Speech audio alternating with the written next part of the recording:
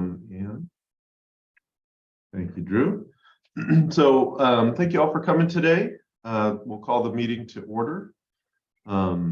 This is the RCPA Climate Action Advisory Committee for January 13th. And since last time we met was in October, just to very briefly review the purpose of this committee. The purpose of the CAAC is to provide information and advice to the Regional Climate Protection Authority, to the board, staff, and project consultants during the development and implementation of climate action programs. So the first thing I'd like to do is just to do some introductions, and I will go down the list by jurisdiction. And I don't see Jane, so I'm not sure that we have anyone from Cloverdale today. And we will move to Cotati. Did we have some new folks from Cotati, did I see? Yes, hi, I'm from Cotati. I recently just started working at the city of Cotati, and I have an interest in sustainability. I just received a degree in sustainability, and my director thought it'd be a great idea to participate in these meetings. Thank you very much. And then moving to Healdsburg. I'm Ty Benoit. I'm from Healdsburg, and I know Stephanie might have had a little bit of time crunch getting connected. She might be on the phone. I think I see her. Yeah, she's here. I see her, but it's all juggling childcare and things like that. So I know she's planning on being here, but she's the other representative from Healdsburg, Stephanie Turk. Excellent, thank you. And then moving to Petaluma. Petaluma, I will jump in. Pete Gang, mostly retired architect, educator, climate rabble rouser. Thank you. Bev, Pete. are you here? Beverly had emailed me and let me know that she would not be able to attend today's meeting. Got it. In that case, we'll move on to Rohnert Park. Hi, my name is Julie Royce. I live in Rohnert Park and I work in long duration energy battery storage. Actually, our very first American office is in Petaluma. Excellent. And I don't think I saw Shirley. We'll move to Santa Rosa. Yes. Hi, this is Kevin Conway. I'm a retired physical therapist, and along with Pete, I'm a climate rabble rouser, but not at his level. I'm aspiring to that. Looking forward to getting caught up on what's happening with the RCPA and what the CAAC can be doing. Excellent, thank you, Kevin. And then Bob, are you representing Santa Rosa? Hi there. I'm Bob Wolson. I live in Santa Rosa, and I'm representing the Episcopal Diocese of Northern California. And we've committed to a goal for all our facilities in Northern California, which is 60 some campuses, to be zero carbon by 2030. And I'm looking forward to participating in this group to find resources and partners to really help us with this work. Excellent. Well, we really appreciate you being here, Bob. And then moving to Sebastopol. Ross. We have Steve Bertelbaugh as well. Oh, Steve, my apologies. Sorry to interrupt. From Santa Rosa. Yes, Steve Bertelbaugh from Santa Rosa. I live in the Rincon Valley area. I chair the Transportation and Land Use Coalition, and reducing vehicle miles traveled is one of our main efforts. Thanks. Thank you, Steve. And now moving on to Sebastopol. Hi, folks. My name is Joshua Somane. I'm a co-chair of the Sebastopol Climate Action Committee. Personally, I'm trained as a landscape architect, and my interests are landscape-based, but that's not true of our entire committee. We've got a bunch of things going on, and Zena can tell you more. Yeah, hi. I'm Sandra Sveiting. I'm a retired philosophy professor at Sonoma State. I'm on the Climate Action Committee in the Transportation Work Group in Sebastopol. I'm a member of the Electric Automobile Organization and also on the board of the Sonoma County Bicycle Coalition. Excellent. Thank you very much. And then Sonoma. Don't know that I saw either Matt or. Hi, David Oh, there Leland you are. here. Yeah, David Leland, representing Sonoma. Actually live in the county in the Agua Caliente, and have been working on greenhouse gas inventories and then implementing the results of that. Thank you very much. And then Town of Windsor. Hello, Christopher Peck, Town of Windsor, soon to be the floating away town. The Venice in the making, it feels like here. I'm an investment advisor that does work with climate related investments. And I don't see Michelle, our other Windsor rep.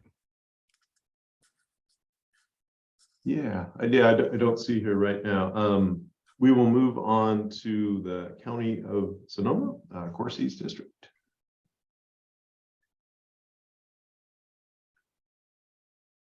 I believe I saw Tyler. Yeah, Tyler Sylvie. I'm representing supervisor or chair now, Corsi's district, and communication specialist with Marin Water, former journalist, also involved in the climate funding subcommittee of transportation, yeah, happy to be here. Happy to have you. And then County of Sonoma, Supervisor Rabbit's district. I did not see Jake. And then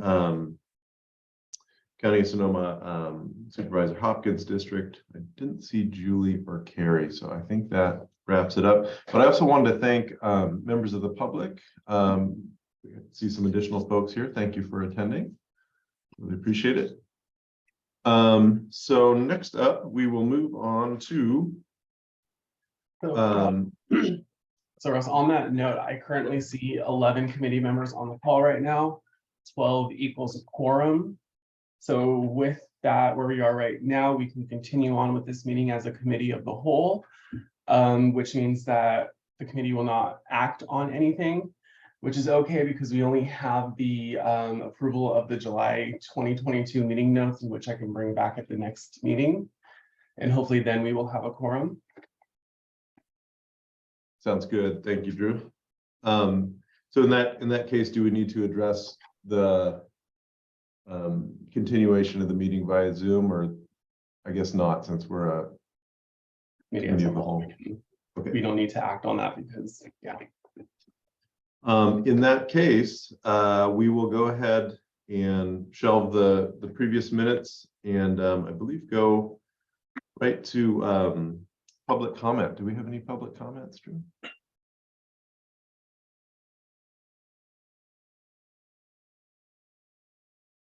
All right. In that case, I believe we will go to item number 5, which is the RCPA tree protection ordinances and recommendations. I believe we have a presentation on that. Very good. Thank you, Ross. My name is BC Caps. I know most of you, but not everyone. I'm the climate change program specialist here at RCPA, and wanted to take a few minutes this morning to give you an update on the work we've been doing around tree protection ordinances across the county. And let's see, I'm going to share.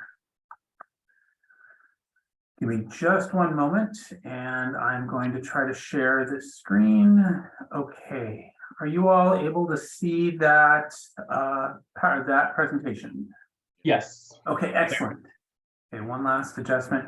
So I just wanted to take a few minutes here. We are in the final stages of our work that we are doing on this project, and I presented to this group before about this work, but I wanted to take a few minutes and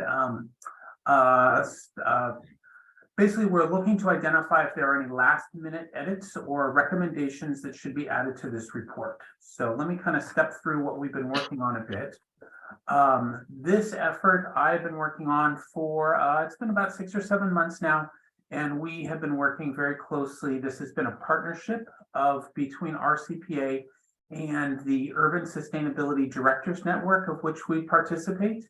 And we were able to get connected with a graduate student researcher at the University of Colorado at Boulder. Her name is Emily Walsh, and Emily and I have been working together over the last few months to basically to implement this work. And what all the work that we've done is really based around the Sonoma Climate Mobilization Strategy and our Carbon Sequestration and Ecosystem Services Initiative, and looking at ways that we can attempt to bolster further urban carbon sequestration, and thinking about thinking about kind of trees, tree canopy resources that are in each of the jurisdictions.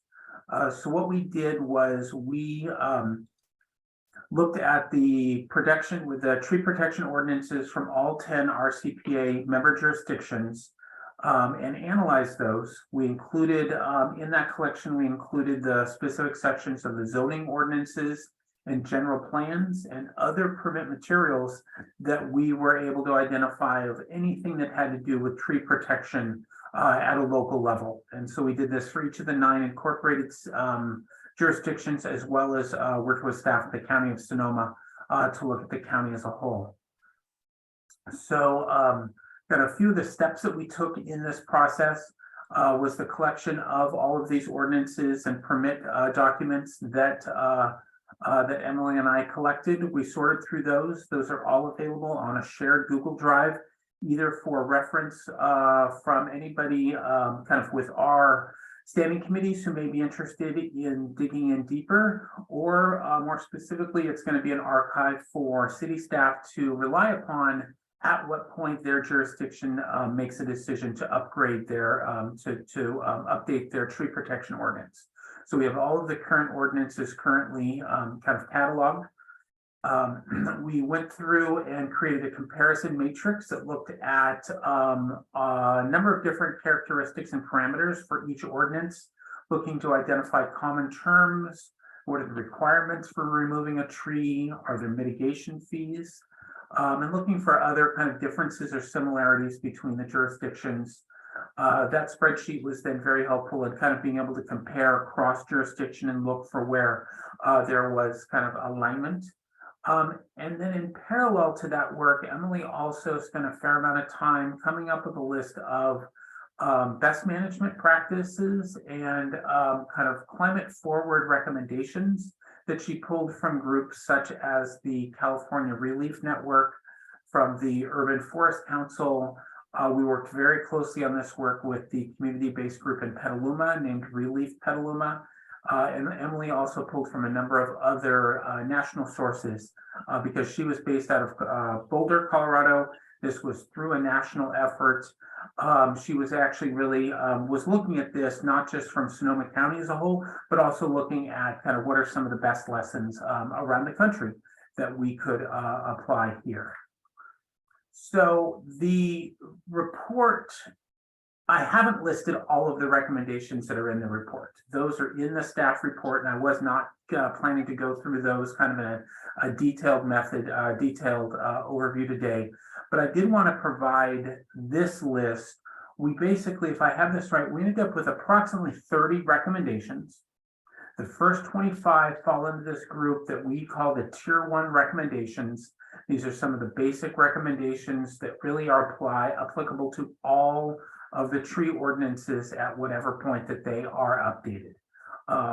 So it's looking at things like canopy and tree protection assessments, engagement with the public, permit application forms. What are the best the best management practices for, ordinance language, level of detail, tree replacements and plantings.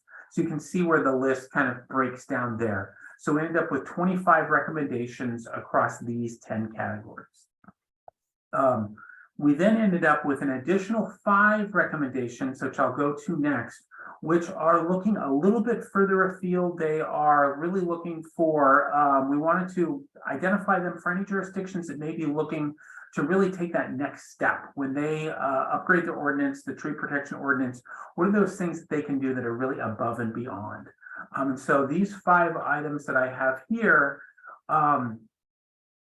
these were some of our recommendations that have really, we've seen in other locations that have really had a profound impact on the kind of reducing the number of trees that were needlessly removed.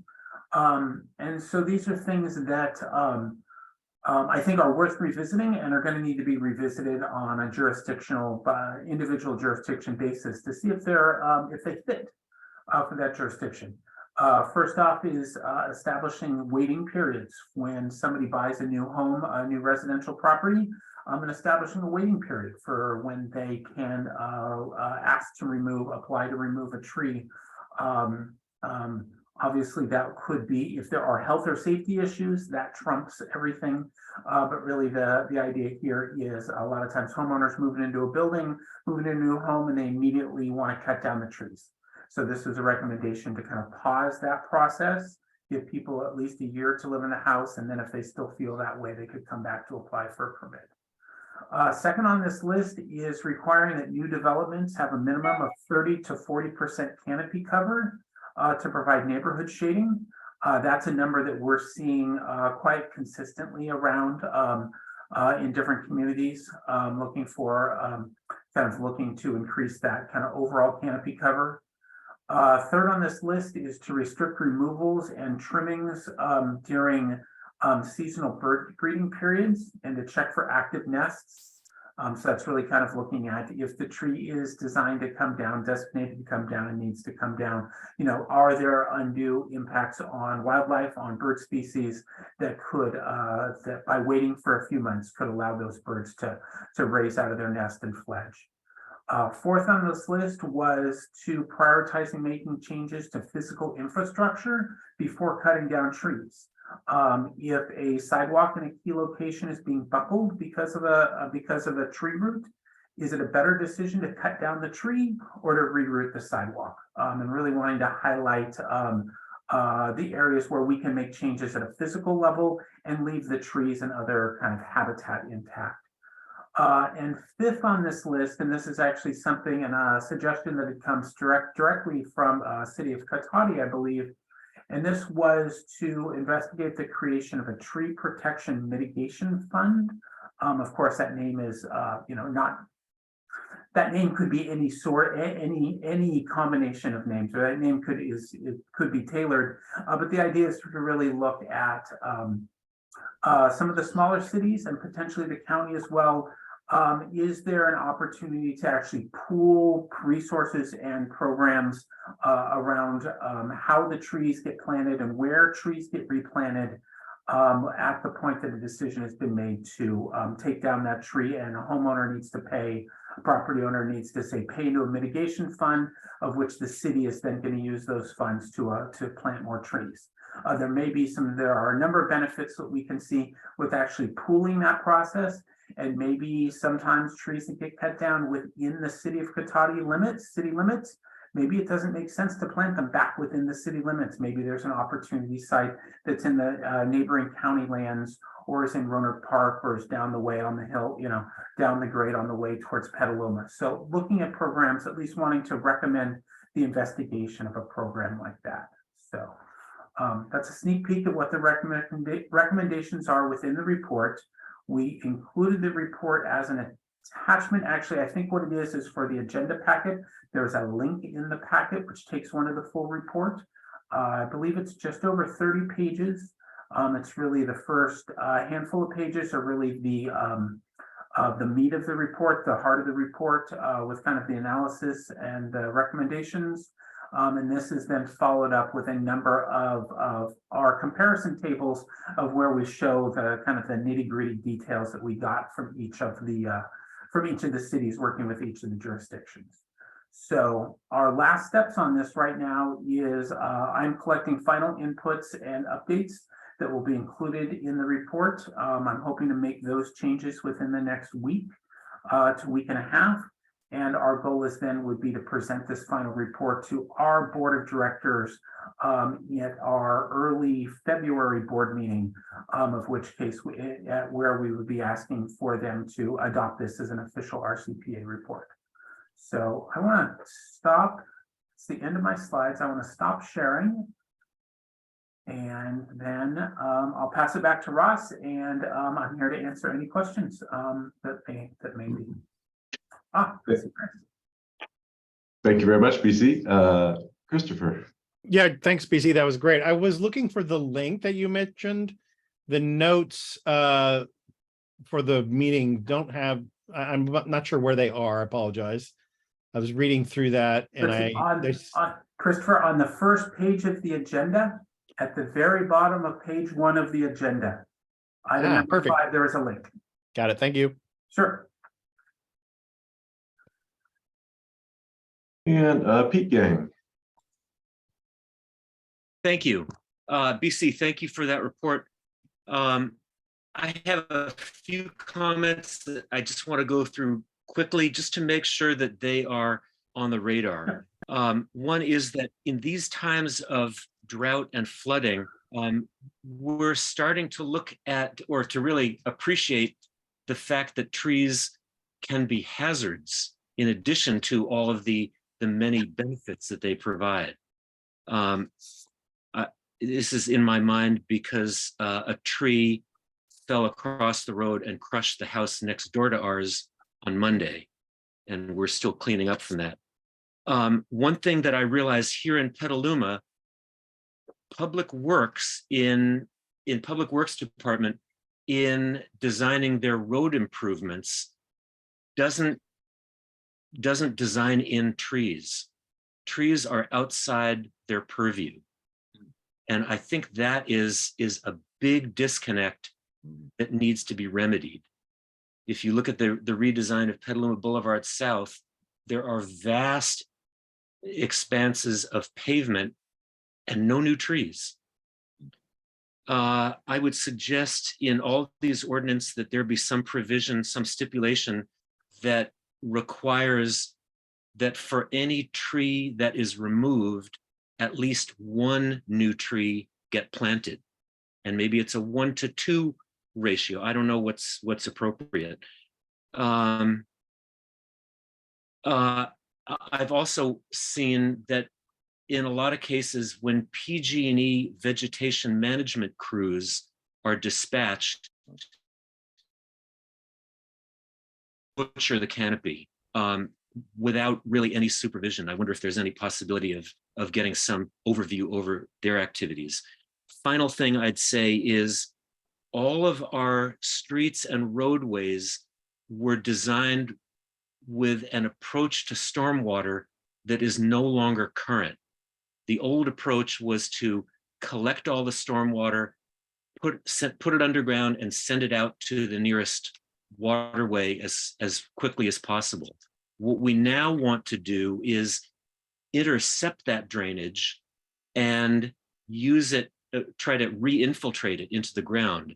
And if that can be combined with street tree planting efforts, that would also be a great benefit. Okay, I'm done. Thank you. Thank you, Pete. Next we have Tyra. Yeah, thank you for doing this, and I look forward to reading the Google recommendation or the spreadsheet that compares. In Healdsburg, I just want to say that this is a serious problem right now because there are so many places that are being ripped apart and heritage trees are being taken out as homeowners just level everything. And that happened right next door to me. There were these 2 heritage walnut trees. I'm going to tell you this story because it was so profound for me. The ecosystem in our neighborhood completely changed. The property owners at first really tried. I could tell that they were upset about it as well. But then they said, oh, because we have to put in new gas lines, this is why we had to take out the trees. So the irony is if Healdsburg had an all-electric reach code, they would not have had to run the gas, which would have perhaps saved the trees. a couple of points that I think might also be considered. You mentioned the birds. What happened in our neighborhood is the bees. There was a huge hive in one of the trees. And again, thankfully, the homeowner did try to relocate the hive up into the Alexander Valley. I don't know whether it was successful, but the bees disappeared probably within a week from my yard. And I had so many bees in the yard. So I think we need to be concerned about the bird's nest, but I also think we might need to be concerned about the bees. And then the other thing that it brought up for many of the neighbors, because we sort of held a funeral for these trees, was that no one was notified. We don't know whether they actually followed the tree permit.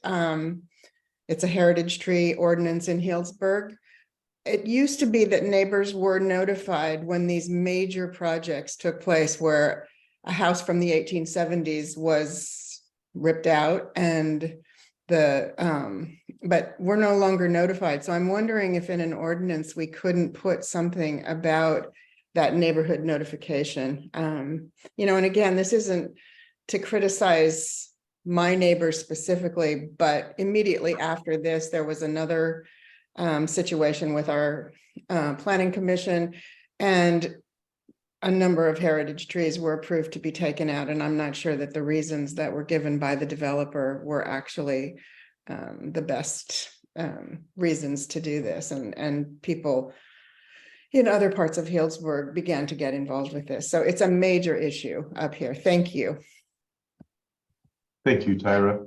So Christopher is in line. Yeah, I have 2 points. None of them are going to be about the birds and the bees, but one is I just posted a link to a study that was done that just came out a few days ago that was fascinating, about a much more precise tracking of vegetation.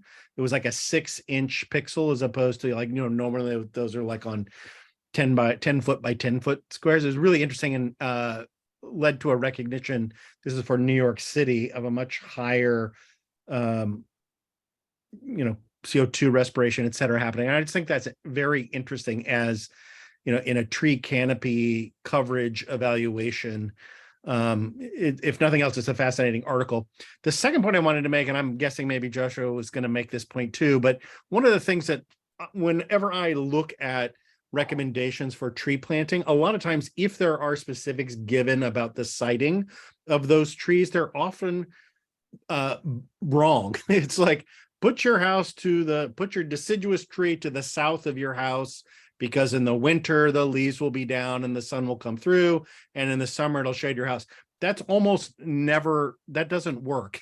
The tree needs to be to the west or the northwest even of your house, so that in the summertime, and especially in the late afternoon, it's actually effective in shading your house. And the stems without leaves actually do a lot of shading in the winter, particularly of photovoltaic systems, et cetera. And that little nuance of, like, don't put it to the south, put it around the corner on the west side of the house, if you can, is granted quite a bit of nuance that I don't even know how these ordinances could address. But there's so many examples of poorly placed trees that are, in a sense, working against or are just not accomplishing the goal. If the goal is to, you know, reduce heat island, reduce air conditioning costs, then the tree has to be in the right space. So that's my comments. Thank you. Thank you, Christopher. Next we have Joshua. Hi, thank you. Yeah, I'd like to mention a specific potential BMP that comes from my field of practice. It relates to something that Pete already mentioned about the potential interface between street trees and stormwater issues, which is something we're looking at in Sebastopol these days. There is a relatively new product, different versions of it, which is essentially a kind of structural vault that can go underneath paving and hold void space either for water or for a soil mix.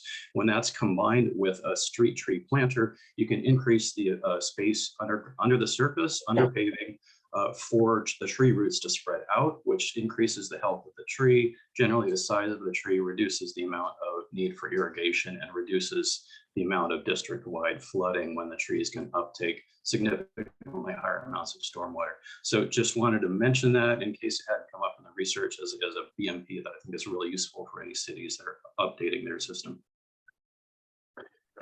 Thank you. And we have Zeno.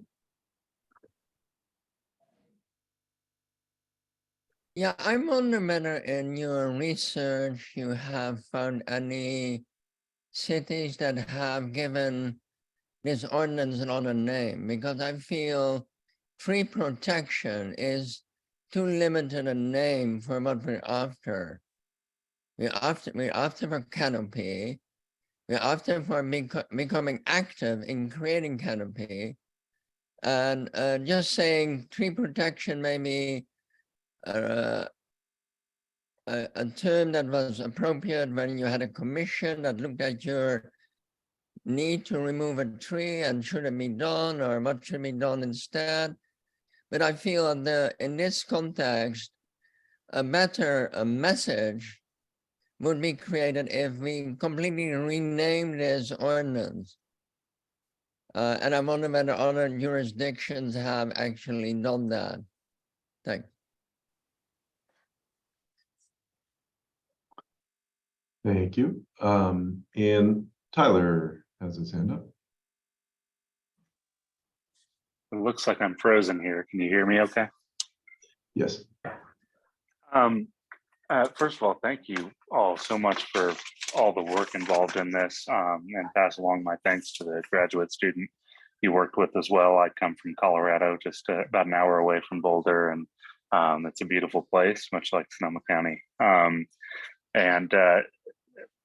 This is impressive. It's comprehensive. I do wonder, you worked with Relief Petaluma, and I know they have a goal of planting 10,000 trees in Petaluma. Any talk about a need for a goal for a certain number of trees in any municipality? And then is that goal, are we taking into account, traditional naturally occurring tree densities in the region compared to what was here before us? And maybe that doesn't matter, but that's one of my questions, I guess. And I do see we have prioritized protection for trees that are naturally occurring in the area, and that's one of the things we looked at. So thank you for that. Thank you very much. And I believe there's no other comment. We will continue. I'm sorry, BC. So I don't think it makes sense at this point for me to kind of go through all these comments one by one. First up, I want to thank you all for the comments back. I think one of the things that I maybe need to review the report and clarify in our introduction, and I think I jumped over it for today, is obviously protecting local trees is a multifaceted approach. And this report was really specifically looking at trees that are on residential properties of which the property owner needs to go seek a permit to remove them. So there is a direct need to approach the jurisdiction and get permission. That really, and we did not really include in the analysis or in kind of looking at the street tree issue, since the majority of those are really kind of, it is a murky area, but a lot of times those are really owned or managed by the local jurisdiction. Maybe the property owner has some maintenance responsibilities, but we were really focusing on more on kind of larger trees in people's backyards. I think it's really key, and I'll need to maybe do a call out add a call out onto the report, which is some of the topics not included in the report which need further discussion. And it really kind of goes into some of those issues around street trees and management of kind of local tree resources that are owned by this local jurisdiction.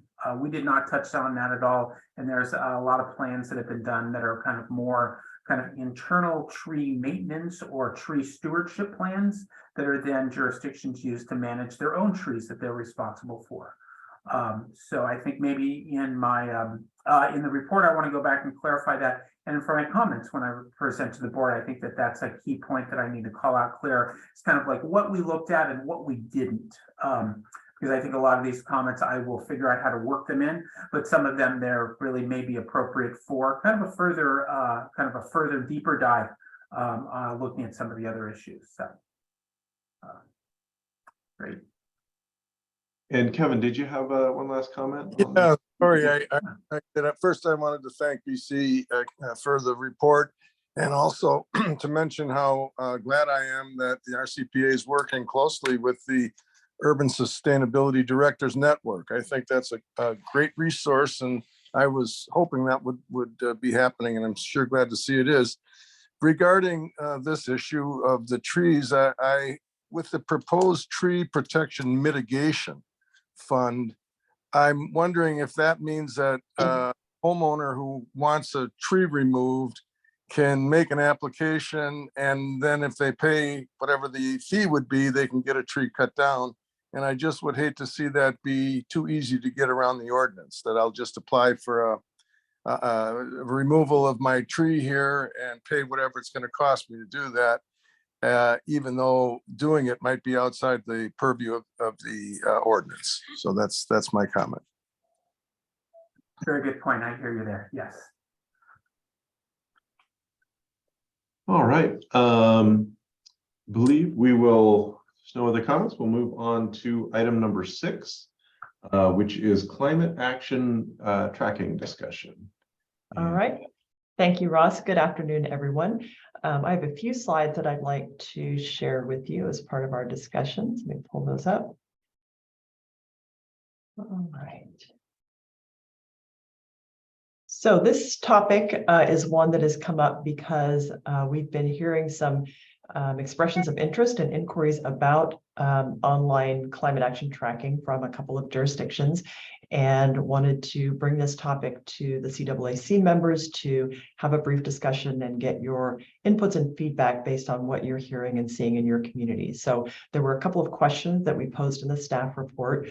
Would an online system help increase community engagement in local climate action? Could such a system support expanding programs that are already underway, like Cool Petaluma, and other cities that are looking at similar types of efforts? And then is there a need to track and report climate actions that are taken by residents? We in RCPA focus more on county-wide tracking, like with our greenhouse gas inventory, and with our Sonoma Climate Challenge, which took place back in 2019, we did pilot a tool and a method for local residents to identify individual climate actions and track their progress. So we wanted to get input from this group as to whether that's something of interest going forward. So just a little bit of background.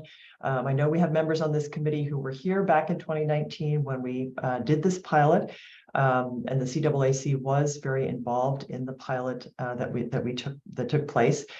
So the goals at the time of the Sonoma Climate Challenge pilot were to increase community engagement in climate actions. We wanted to connect residents with existing programs. So this online resource was not only a tracking tool, but it had basically a library of many different climate solutions and actions that could be selected as part of your own personal climate action plan. And then finally, to support our local jurisdictions with tools that would assist in community engagement and also metrics of how the community is doing in climate action. The challenge ran from May of 2019 through the fall. It was funded by a grant from the Air District. And at the time, at the end of the pilot, we did bring this back to our board and share the results from the challenge, some of the learnings and the challenges that we faced or the barriers we faced, and basically asked the board if it wanted us to continue to seek additional funding to keep the challenge running, or if we should direct our efforts elsewhere. And as part of that discussion, we did share with the board that at least in 2019, the cost to continue the pilot would have been about $10,000 a year for the licensing fees for the software, plus staff time to actually manage the program. And so with that information, our board decided at the time not to continue beyond the pilot phase, but the tool is still available on our website, and I'll drop a link in the chat for those who want to take a look at it. So that's the background. And then in the meantime, since we ended the pilot, we do have on our website a tool that can be used by community members to calculate your carbon footprint and to get some ideas around specific actions that could be taken. We also have some information on our website about those actions and links to more resources. So we do have this tool available for folks. And honestly, I don't have a good sense for how many people are actually utilizing this tool. And it is something that's provided out of a group in Berkeley called the Cool Climate Network. So it's not something that we developed, but we're tapping into it. So just to open it up for discussion, would really love to hear from the group what you're hearing in your community in terms of needs and interests relative to tracking climate action, again, on an individual or a household basis. And then how do you think an online climate action tracking system could increase the engagement that we need in local climate action? So I'm going to stop sharing and open it up to comments and feedback. And Ty, great to see your hand pop up first, because I know this was a topic of interest to you. Thank you for putting this on the agenda. There has been a lot of discussion going back and forth between Healdsburg and Petaluma. Our Climate Action Healdsburg group has actually attended a number of things in Petaluma. We've been talking to Natasha, Juliana, and so we're very interested in replicating a system like this. We understand the constraints. And we believe that the tools that are currently being used, either from Berkeley or the prior Sonoma County Challenge, were good. But what's really important, and I think people from Petaluma can comment on this better than I can, is the way in which the community organizing component that's now available through some of these platforms makes it possible for neighborhoods to connect. And for us up in Healdsburg, it would tie in really well with the COPE program and the response to emergencies and everything else. So we were actually pursuing this. And then when we started getting pricing, it was like, okay, to do the whole county wouldn't be that much more expensive than just doing Healdsburg. We're committed to moving forward one way or the other.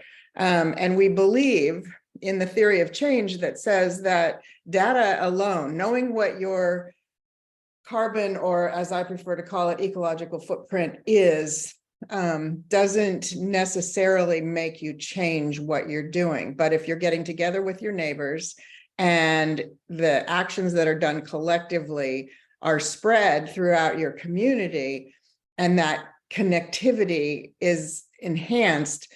The last time that I talked to Natasha in Petaluma, the statistic that she gave me, and I think this is so encouraging, is that I don't know how many of you are familiar with Erica Chenoweth's theory of if you can get 3.5% of the population engaged in doing something, that you're going to have a really important movement taking place in your jurisdiction or in your county. And they are almost there in Petaluma in terms of the numbers. They've got over 700 people that are involved in these blocks. And so I would really encourage us to relook at this. I know, again, I'm cognizant that this would take some staff time, but I think there is also a cadre of volunteers that could help to manage some of this. And I mean, I certainly wouldn't expect in our situation to have RCPA manage this for Healdsburg. That would be something that we work out in the jurisdiction. It's just that doing the platform together, I think would be helpful. So thank you. And Ty, just a follow-up question. Thank you for bringing this topic forward and for all of your comments. You mentioned that you did get some pricing about the platform. Is that something that you could share, or maybe we could check in offline? Yes. I don't have any recent data. Let me look back at the email so that and that's using the Bright Action platform, which is the one that was used in the Sonoma County Challenge. Petaluma is migrating away from Cool Block, and Natasha is now using Crew 2030 as their platform. So, and I don't know whether this pricing would be still in effect because we obtained it a few months ago. So I would want to, before I said anything, make sure that I check that out. So thank you. Thank you. All right, Steve. Yeah, I think that keeping track of our record is important. And it it applies not only to households, but it applies to businesses. And I'm curious to what extent businesses are involved in this process. Do we know? Are we in touch with the sustainability officers in all of the businesses or some of them? How complete is our network for the activities of business in reducing their greenhouse gas emissions? Thanks, Steve. I would just a brief response that we are not well connected with sustainability officers and have not had this discussion with them. So thank you for that feedback and point. All right, Bob. Hi there. I really strongly support the collection of community data and making these tools really easily available online. Our experience with the congregations and the membership throughout Northern California is that people, when they hear about this, are extremely passionately interested in it, because it's not hard to convince people throughout Northern California that we're being affected by climate change. And so now that they start to know that, and we've created this goal, which they voted to do, everybody wants to get involved. So we're finding tools, a lot of them, exploring them. One is a very valuable one for us is for Interfaith Power and Light, and they have a cool climate assessment tool that we're starting to learn about. They also have made an offer to collect the data for us from all the 60 plus congregations throughout Northern California, and then keep track of the progress over the next 7 years as we move towards reaching this goal. And that joint community working together about that's really important.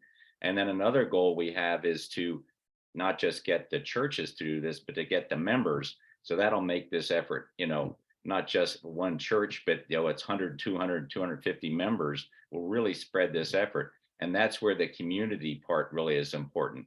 Here in Sonoma County, there's 7 Episcopal churches, and they'll all be part of this church-wide goal. But if we can get the members to that in Sonoma County to have a tool that they get their neighbors to, like my wife and I are doing this at our house here in Santa Rosa and talking to our family and friends about it, this thing can really blossom. So I really support it, and I'm sure some way you can find the $10,000. All right, thank you, Bob. Pete.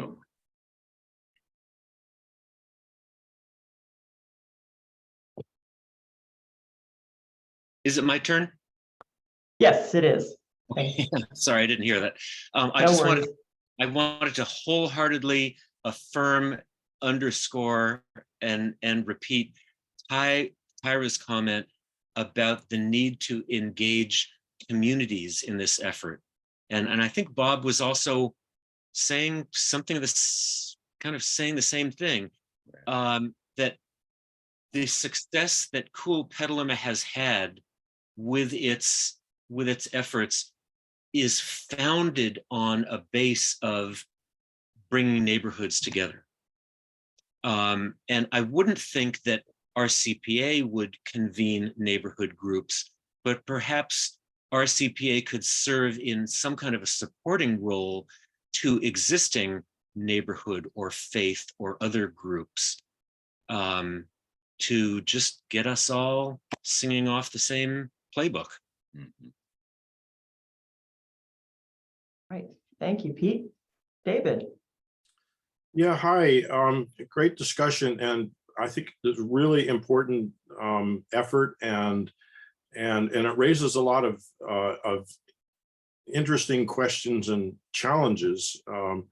I think that I've had a little bit of experience with this lately, and have come to learn that I know very little about communications and coordinating that kind of stuff.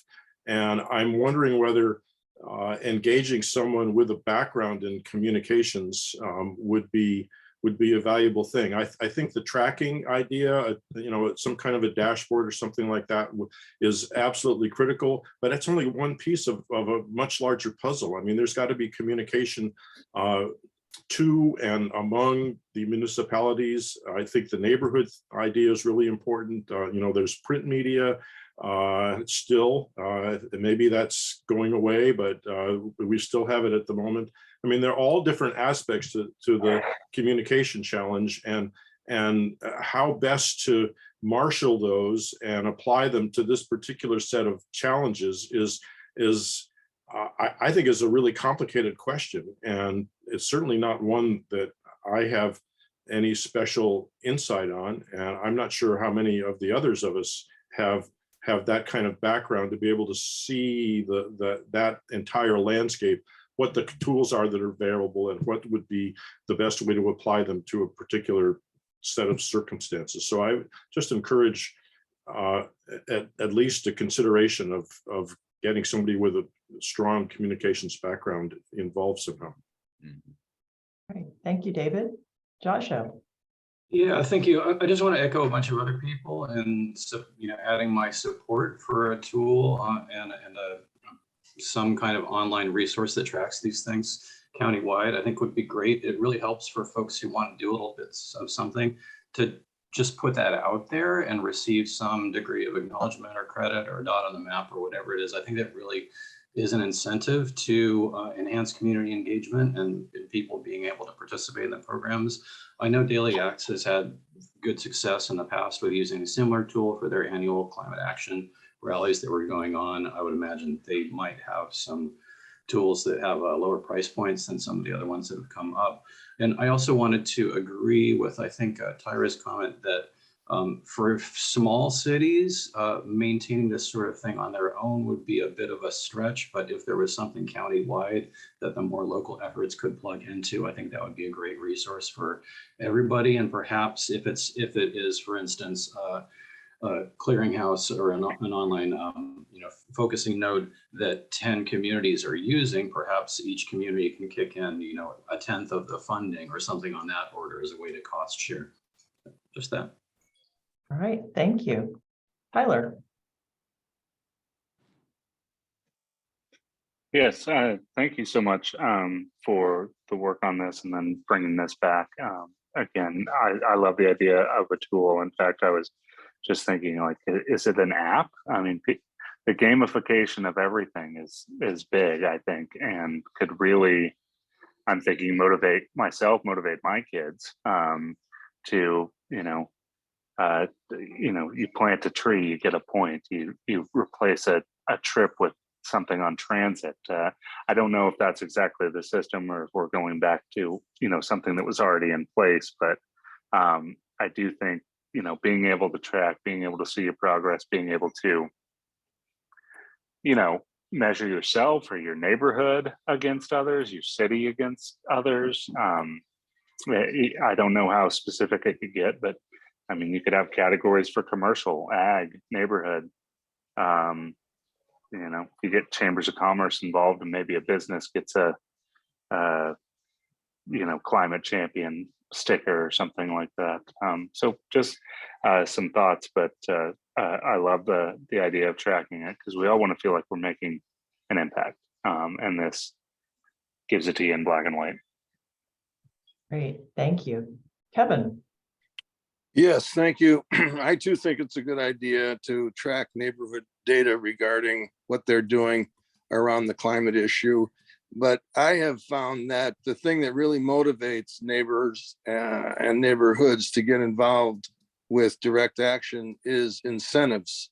And I have found that trying to understand this world of incentives for doing some of the things that can be done on an individual home basis is not an easy process.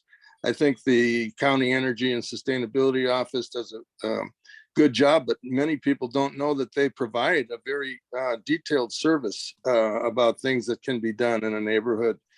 And also the Sonoma Clean Power, they have their store. I think that's helpful, but I really believe that if people understand, and I don't know how much Biden's Inflation Reduction Act is contributing to more incentives, but I know I myself don't understand it. I'm looking into getting a mini split system, air conditioning and heat system put into my home. And I don't know what the incentives are for my doing that, or if I have to wait to do it at a time where those incentives are going to kick in or whatever. So whatever tool gets developed, I hope that it heavily emphasizes the awareness of incentives available to people who want to take action. Yeah, that's a great point. Thank you, Kevin. Hi. And I do think that the neighborhood organizers in Petaluma do what you were asking about, Kevin. They tailor it specifically to what your incentives could be in Petaluma. And I know that's confusing for all of us because the jurisdictions have different incentives and so all that. But this was as of the end of last October. And this was for Bright Action. And so you can see why for a while we were thinking, okay, in Healdsburg, we'll raise the money to do this. It was a $2,500 a year setup, or no, a $2,500 setup fee. And I'm not advocating for Bright Action. Please don't get me, I'm just giving you a price comparison. And then it was an ongoing fee of $5,000. So $7,500 to get it started was what we were looking at.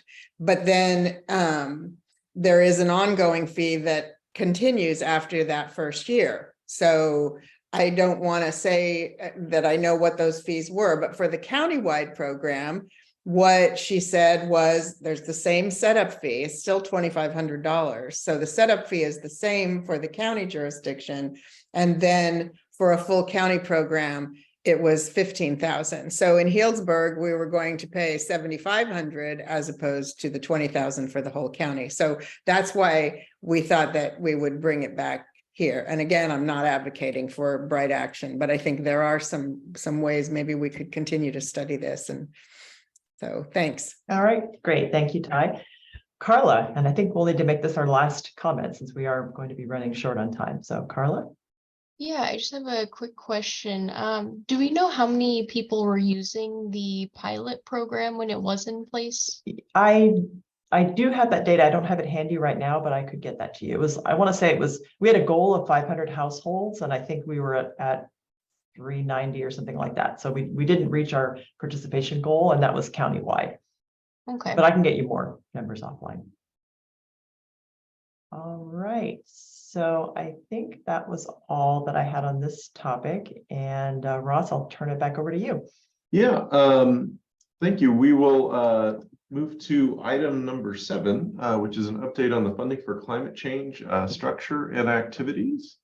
And originally we had a video as part of this presentation, but in the interest of time, I'm going to drop a link to that video into the chat. You can watch it on your own time.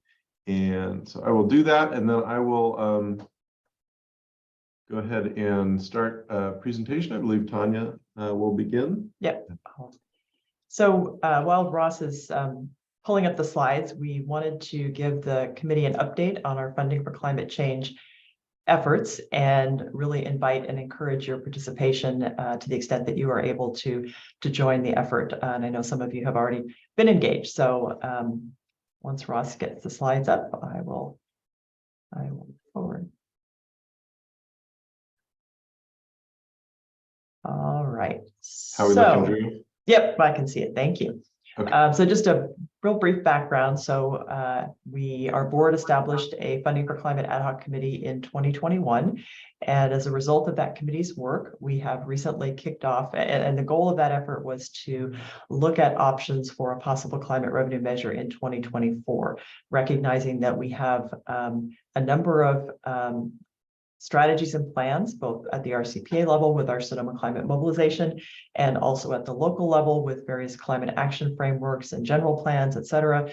So we know a lot of the work that needs to be done, but we don't have the money to do all of that work. And so the focus of this effort is to find ways to bring in additional local revenue that could be used to match state and federal grants as one use of those funds.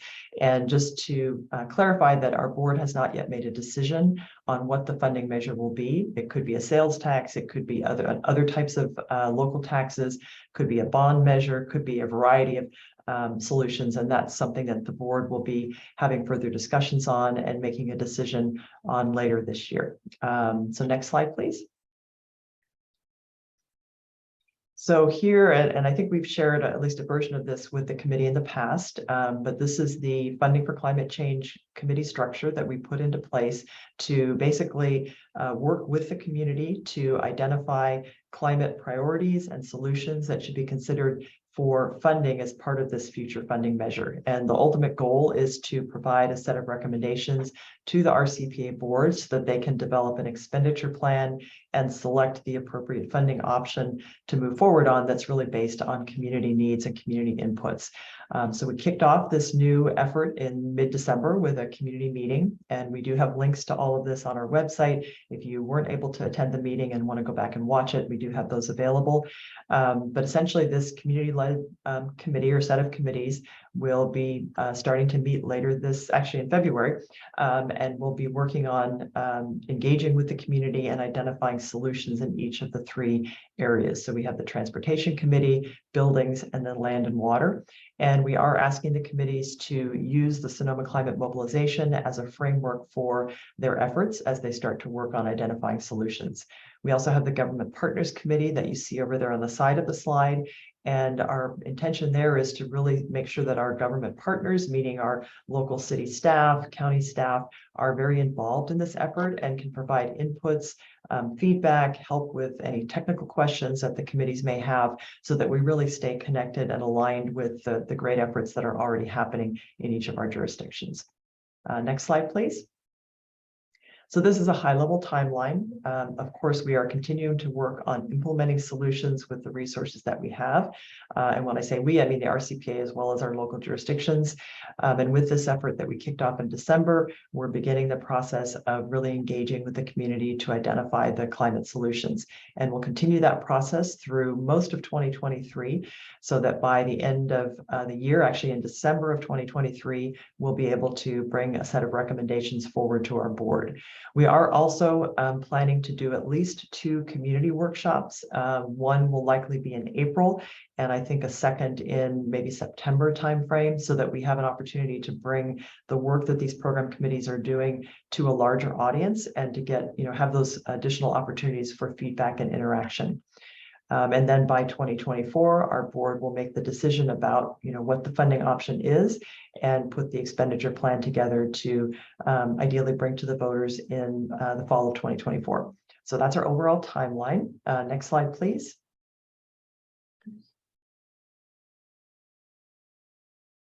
Oops, jumped one. And I think with this, I'll turn it over to Ross to talk about ways to get involved in the effort. And sorry, the slides are taking off. They're going on their own. They are.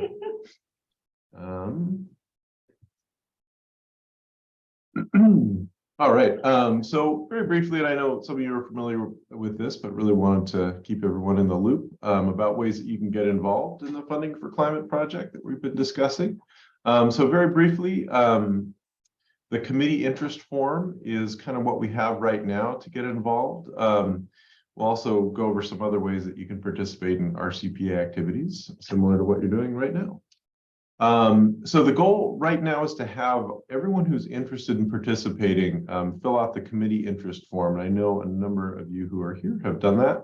Really appreciate it. And this online form allows you to select the committee or committees that you're interested in and provide us with some basic contact info. And as Tanya mentioned, those meetings will be starting in early February. And we have all those on the events page of our website, RCPA website. And the logistics, see the date here. We hope that committee members can attend meetings once a month in 2023 with consistent committee membership. The recommendations will be better developed for submission at the end of the year. Other ways to stay informed, attend the CAAC meetings, as well as making sure that you have our your email address with us for our newsletters, social media, and then we will be, of course, continuing to update the process on the RCPA website. If you would like to visit the committee form and sign up, this QR code will do it. I'll also drop the link into the chat momentarily.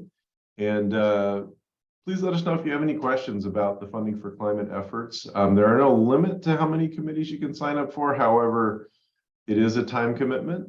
So please, be aware of your capacity. But I know a number of folks have expressed interest in multiple committees, and that is great. We need all the expertise we can get. So please let us know if you have any questions about the effort. And I recommend that you do watch the video if you have not seen it in your spare time. And let's see, stop share here.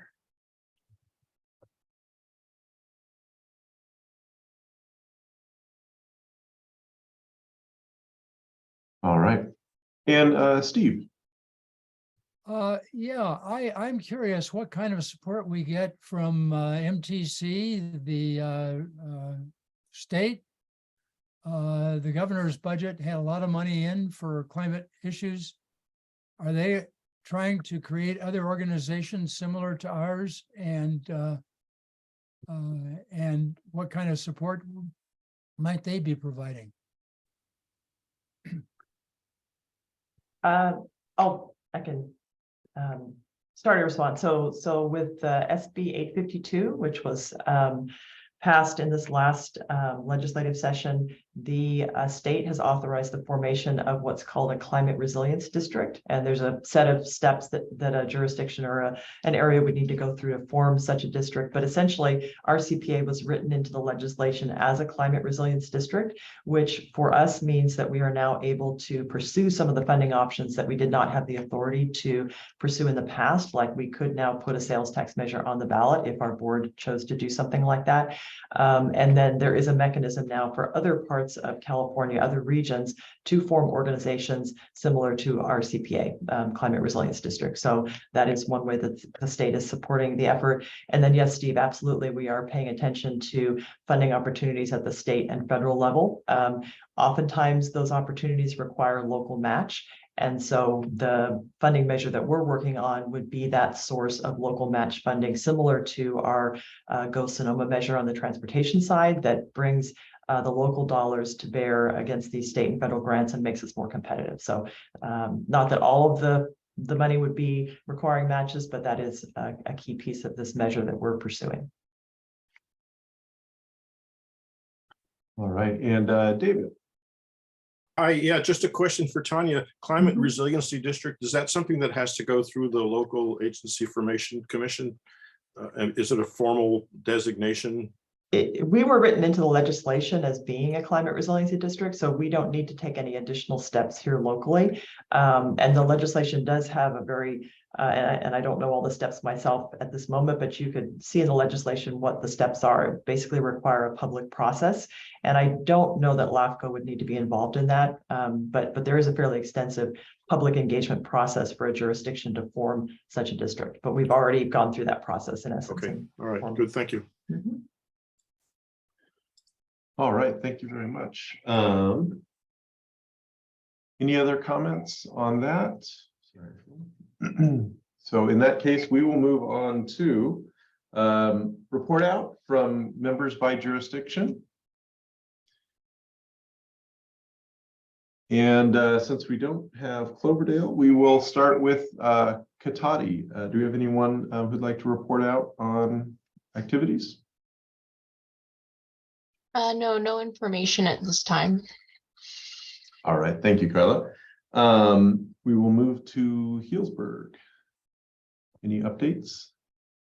Yeah, and Stephanie's going to jump in on this as well. We're very encouraged up here. The city of Healdsburg is currently engaged in its own climate mobilization strategy. The assistant city manager, Andrew Sturmfels, is involved with that. And our climate action group, which was originally called Healdsburg Climate Action, but now we've changed the name so as not to compete with Healdsburg Center for the Arts. So we are now Climate Action Healdsburg instead of Healdsburg Climate Action. And we decided at our last meeting of the year last year that we took inspiration from Petaluma. We wanted to do something like they had done with their climate expo. And so we decided to try and do a climate fest on Earth Day of this year. But then we were daunted by the fact that it was a 26-page application and there were a lot of fees that the city was charging in order to make sure that this was done well. So we just took a chance, went in, talked to the city and said, will you be the co-sponsor? And they said yes. And so we're really, really happy about that alliance with the city of Healdsburg. And this event will come right in the middle of their development of the climate mobilization strategy for Healdsburg. So we've got a lot of young people involved, schools. We're hoping that the kids will get their parents there.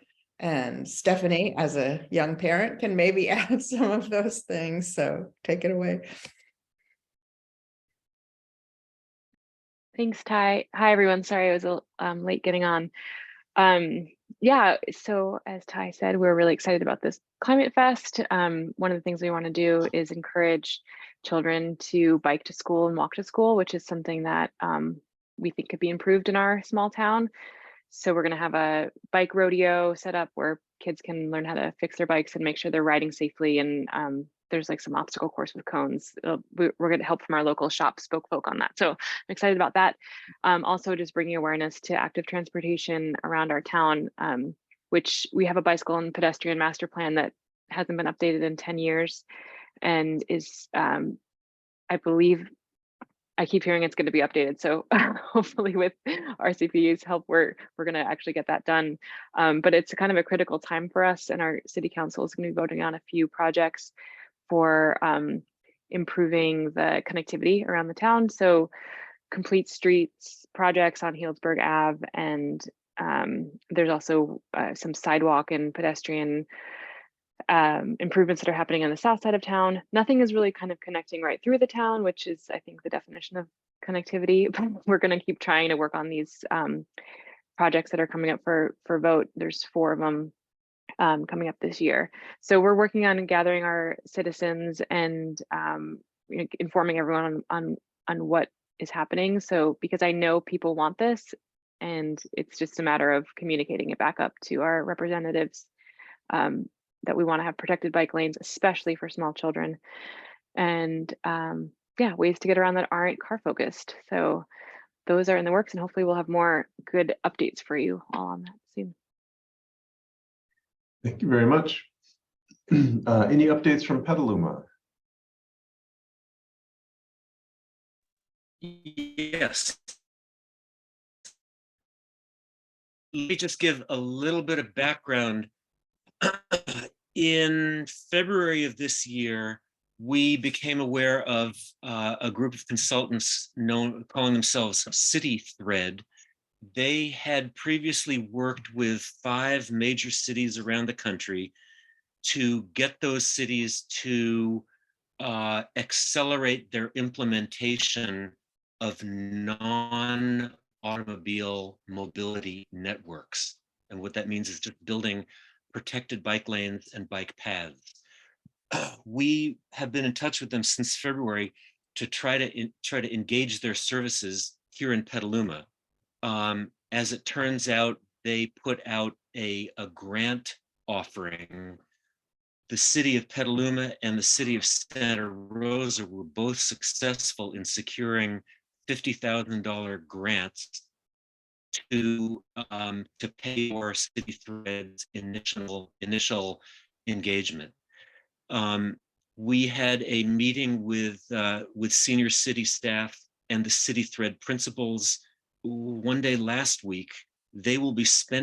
City Thread principals will be spending a full day here in Petaluma on January 25th, meeting with electeds, city staff, community groups, bike advocates, and others. Their role is to get a sense of everything going on related to bike ped infrastructure, identify the places in the whole ecosystem that aren't working optimally. I kind of think of it as a kind of acupuncture, and then identifying methods of activating those recalcitrant parts of the system. So we are really, really excited that Petaluma has the benefit of their services in collaboration with Santa Rosa. So we see great possibility for great things. That is my update. Thank you, Pete. Roder Park, Julie, do you have any updates for us? Hi, thank you. So Pete, that was an awesome update. I'm excited. I had not heard that information yet. And I urge both Petaluma and Santa Rosa representatives to think about us in the middle here in Roder Park. If there is any discussions on connecting those two cities, we do have, quite a bit of bike paths here, especially along the SMART train that could potentially be added into that. 2021 and 2022 was a huge year for Roder Park, in my opinion, for advancing our climate action. We continue to have great dreams, I think, here in the city with our very first council meeting of the new year in 2023 having a climate agenda item on the Roder Park City Council agenda. And that was that we were, the discussion was, and then ultimately the vote did go in favor to add a grant writer to the city staff specific to getting money or climate related items that have been added to our general plan and whatnot. So that's kind of the big exciting update. Since our last meeting, I think the only other major update is that the city did get 2 EV cars added to our fleet. Excellent. Thank you. And updates from Santa Rosa. Well, I've been a little bit out of the loop for personal things going on, but I do know that Santa Rosa is setting their budget priorities. And so it'd be important to get input from climate activists into that process. And I'm also curious just to know how the scooter program that they set up, how that's going. I see scooters chained to street signs and things, and I just wonder, what the success is of that. So anyway, I don't have any further update than that.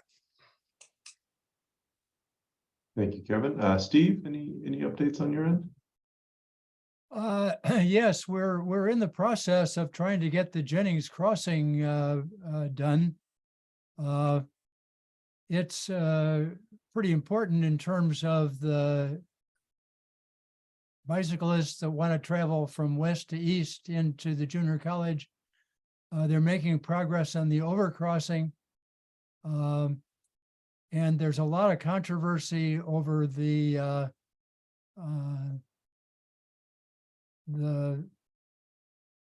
city's effort to get the crossings correct in the south of the city.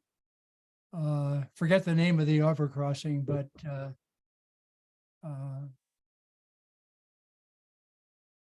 progress is slow. Thank you, Steve. And then updates from Sebastopol. Sure, I can speak to that. To go back a little bit, the Climate Action Committee, in concert with Civic Spark Fellow, generously hosted by RCPA, completed a climate action framework for City of Sebastopol, which was adopted in early fall this year. Included general recommendations for the city and a large appendix of potential climate actions to investigate and pursue. That document in late fall was translated into a work plan to cover the next year or so for our group. And that we prioritized sets of recommendations from the appendix of the framework to look at.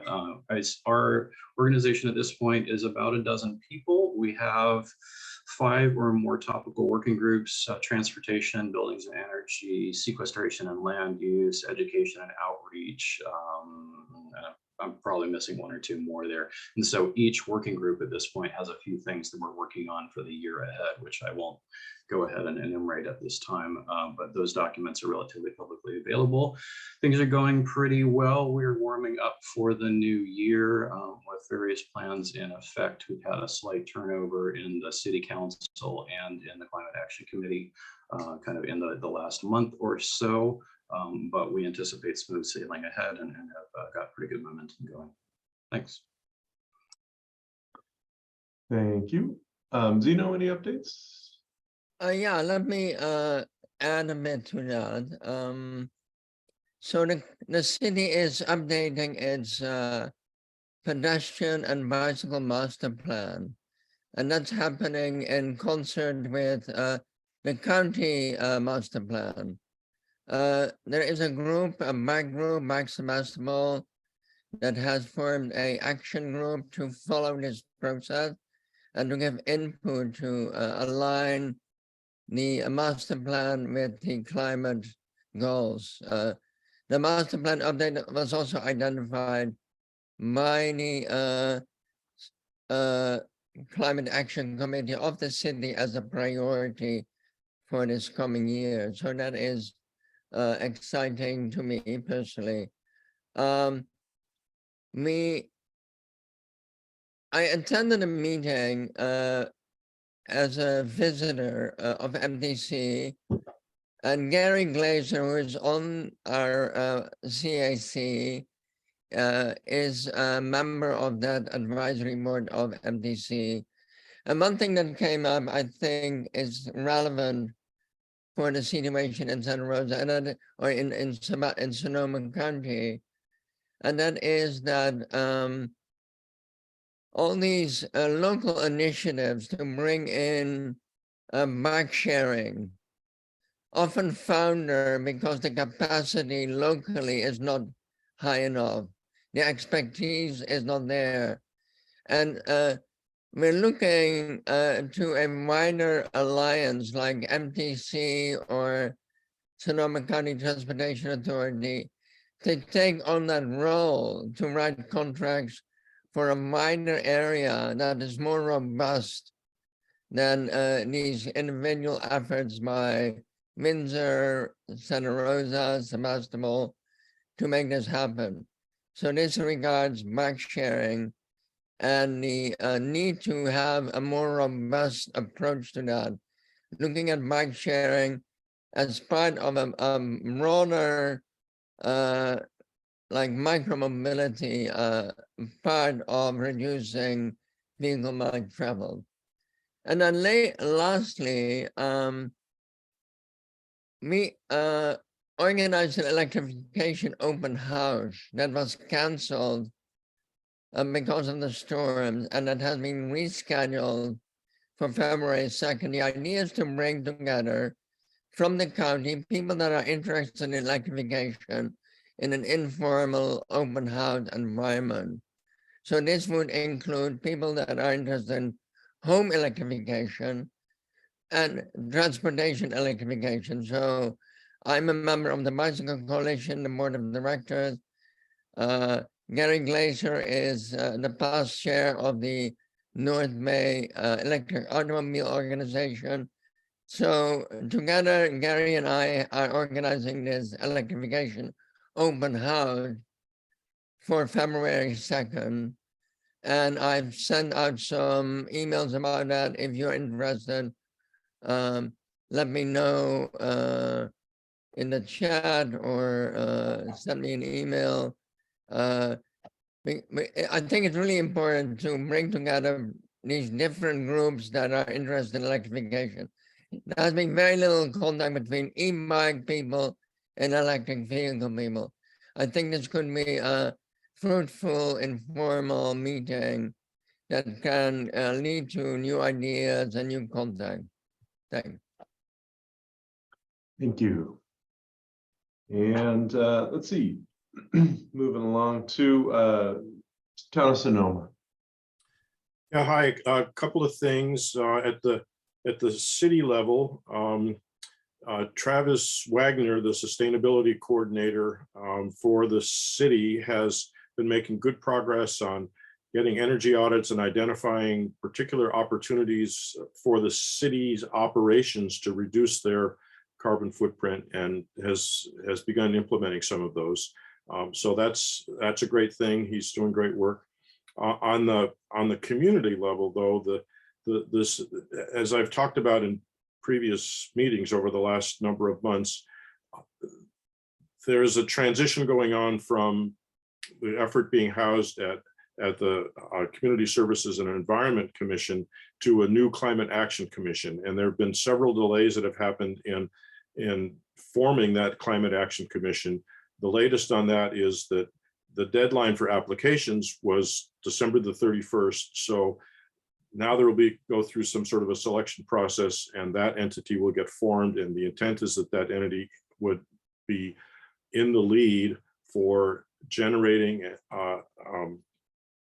potential actions and advising the city council on which of those actions to implement. So we are making progress. There were elections in November, as others have mentioned, of course, and so we have a new council, which we hope will be stable for a while so that we can get some traction on these things. That's my report. Thank you. Thank you, David. And Town of Windsor. Yeah, so we're about 1 year into our new sustainability coordinator, who's half-time at Windsor, Catherine Gaber. I haven't talked with her in several months, so I don't know what the latest is.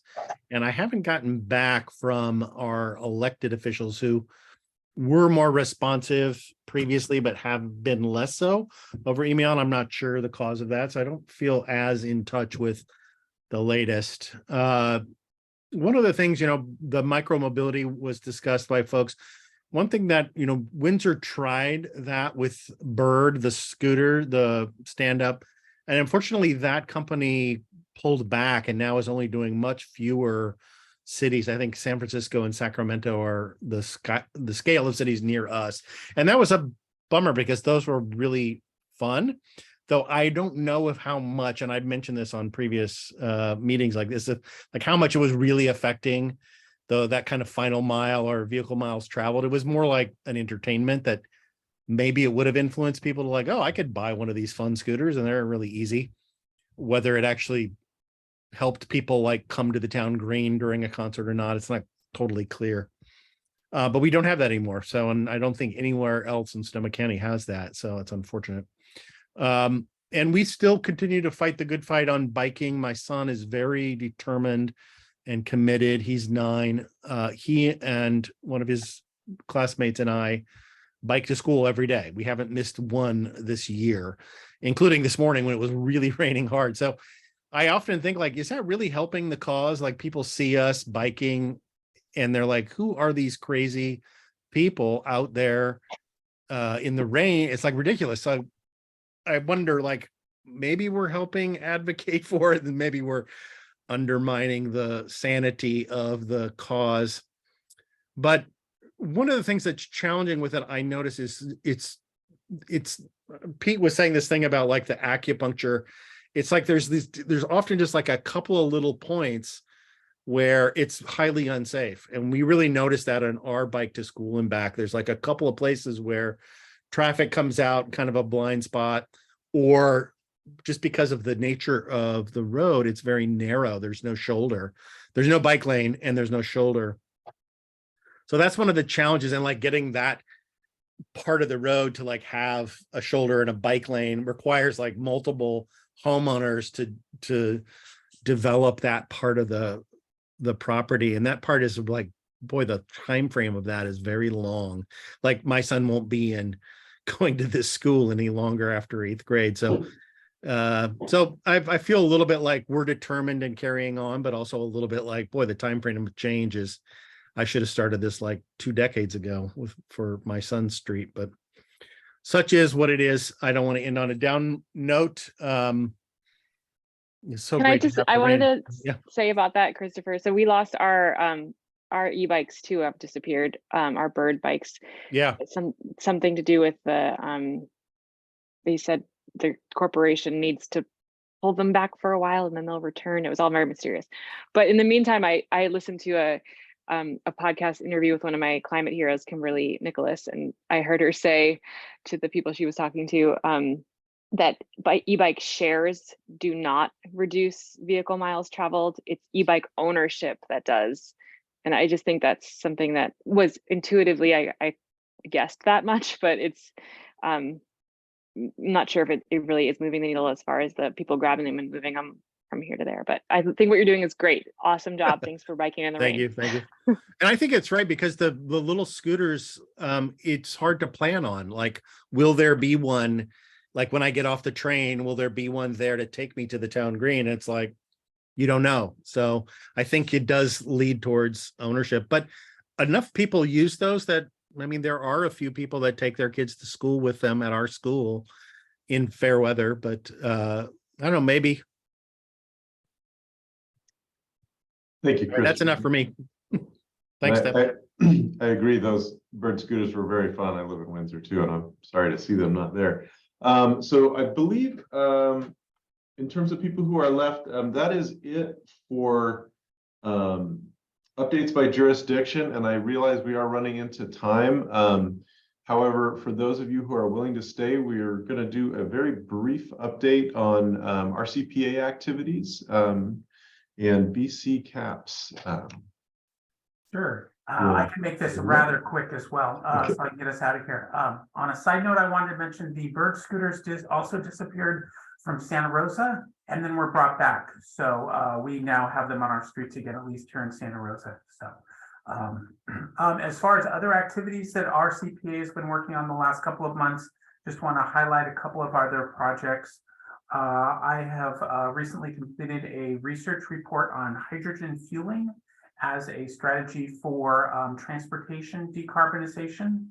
That was a report that was done in response, kind of in partnership with the city of Roanoke Park, with some questions that had come up with hydrogen fueling producer who wants to site a new station there. So we took a look at just kind of what are some of the basic facts around hydrogen use, and that research report is has been posted to our website, and there's a new blog article that went up on our website week and a half ago or so that highlights some of the key findings from that.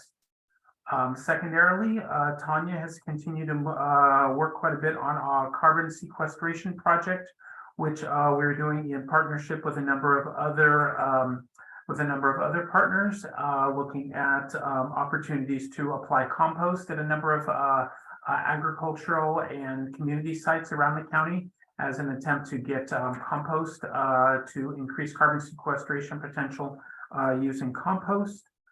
We also hosted our bi-monthly networking meeting. Our members and partners meeting recently had a presentation from some energy modeling work that's being done in the city of Petaluma, which I personally found very exciting. So that was very interesting there.